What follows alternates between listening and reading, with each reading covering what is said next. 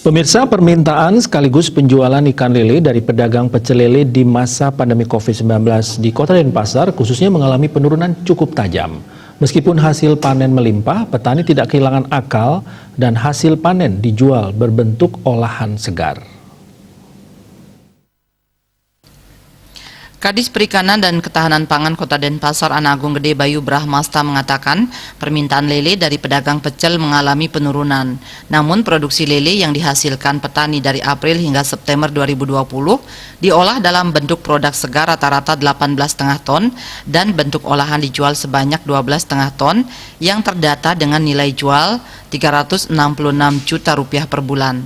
Menurut Bayu Brahmasta, penjualan lele segar dari pengepul tetap jalan, tapi permintaan berkurang dan sisanya diolah menjadi produk olahan makanan jadi maupun segar. Meskipun masa pandemi virus corona ini, para petani lele tetap melakukan budidaya. Ia berharap produksi lele terus meningkat seiring penjualan olahan segar dilakukan melalui daring.